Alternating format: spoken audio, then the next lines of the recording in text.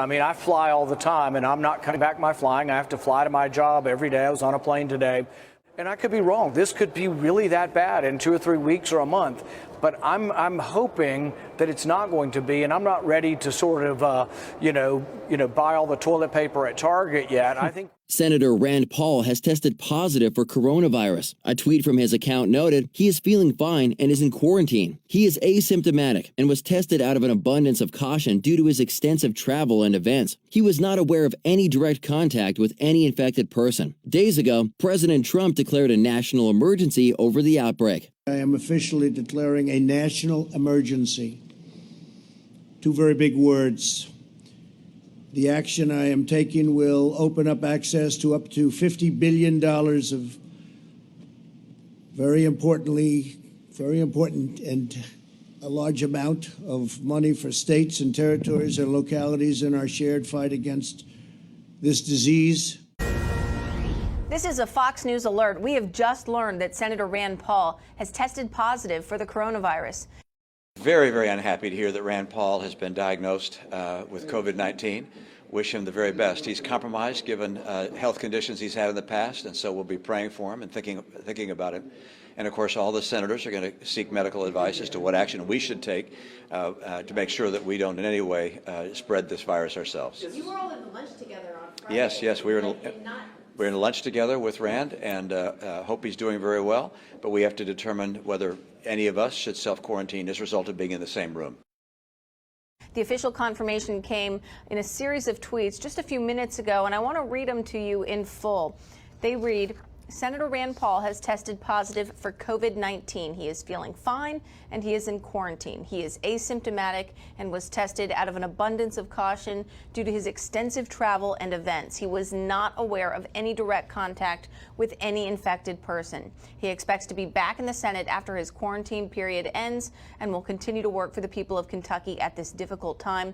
10 days ago, our D.C. office began operating remotely, hence virtually no staff has had contact with Senator Rand Paul. So that's certainly some good news there. But Leland, Senator Rand Paul becoming just the latest member of Congress to test positive for the coronavirus. And we knew that this was certainly a possibility when you have this many members of Congress traveling and flying from all parts of the country here to Capitol Hill. It brings up a couple of important issues. Number one, voting, because they have to vote in person by law on things, and you've got this huge couple $1 trillion spending bill coming up. There's questions about what the House is going to do. Would they pass it by unanimous consent so they don't all have to fly back from their districts? What happens if it's a close vote? What are the constitutional rules as it relates to voting from some distance away? The other thing on a personal level, you think about Rand Paul, he's a physician himself. If there's anybody who would know, as your father would and other docs that we know, about the risks of the coronavirus and how to be careful in your everyday life not to get it, it would be him. So it does show you just how contagious this virus can be. We know Cory Gardner is in quarantine as well, the senator from Colorado. So is this mushrooms out as we think about just how different the week looked a week ago and what we were talking about last Sunday versus today?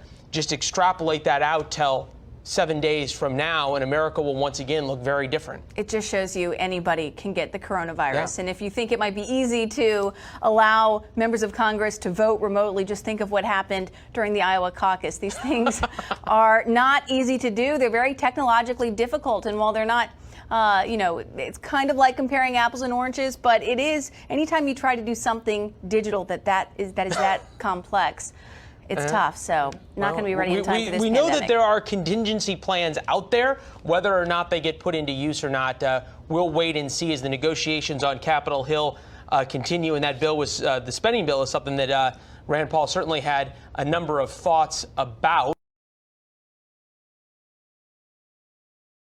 Let's get the read on all this from Senator Rand Paul of Kentucky, a doctor as well, so he carries extra clout here talking about this. Senator, what do you want to hear out of the president meeting with all these top pharmaceutical executives? You know, I would say it's more of let's look at the facts on the ground and be rational about it. I think the good news the market was responding to today was multifold. I think that we're seeing a plateau in infections in China.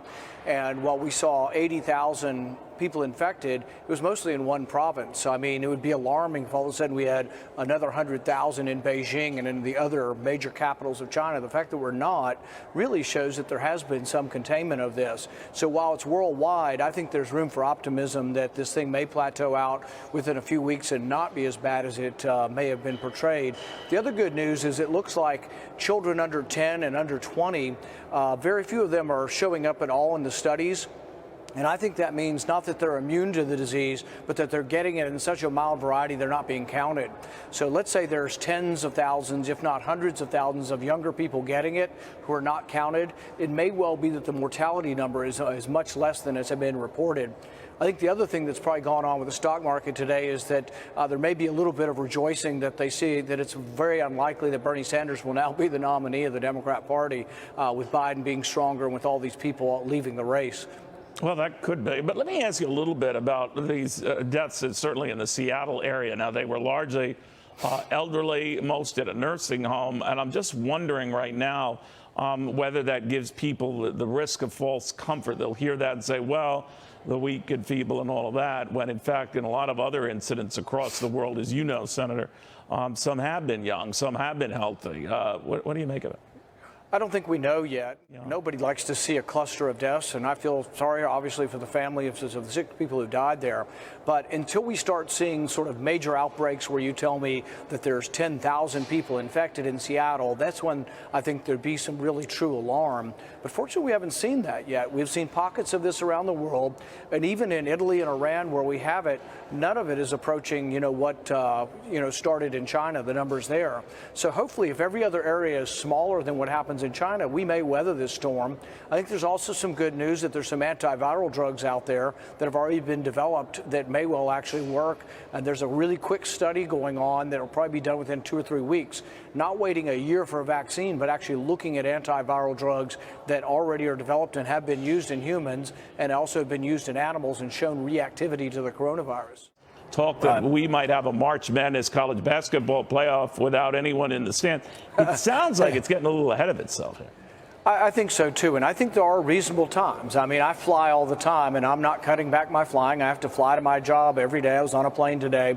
But if you told me that there were 10,000 cases in D.C., I might stay home. There are going to be people who stay home if there's a big community spread of this, but there hasn't been so far. So I think being prepared is important, and I could be wrong. This could be really that bad in 2 or 3 weeks or a month. But I'm hoping that it's not going to be, and I'm not ready to sort of, buy all the toilet paper at Target yet. I think what we ought to do probably is keep watching this, do reasonable things. We've had a week or two now to have a few cases in the U.S. The numbers still appear to be small. When they talk about community spread, maybe. But the community spread is at 1 or 2 or 3 people at a time. It hasn't been 1,000 people in Seattle, and until it does, I think we're still doing pretty well. And I'm hopeful that the numbers remain pretty small, and that through sequestration or quarantine, we're able to actually stymie this disease. Concerned as some are that it's going to be widespread, do you think that this will still not be as bad as the common flu that people get, the seasonal flu? Nobody knows yet. The seasonal flu can kill 10, 20, 30,000 people in the U.S. A few years ago, we had 70,000 people die in 1 year. So we do have bad infections out there that we just don't report on as much. So far, this is a lot less than a bad year in the flu. Could it be worse? I don't know. I mean, even the experts say they don't know. But before people react in an irrational way, I would wait to see large numbers of the virus either where you are or where you might travel. And until we're up in the numbers of either several hundred in a city or over 1,000 in a city, I think that really there's not as much concern, and you should go around living your daily life, doing some of the precautions they're talking about, washing hands, being careful about being around people who are sick. But in the end, I'm still hopeful that this isn't as bad. I don't know the future, but I'm still hopeful that this may turn out not to be as bad as some are predicting.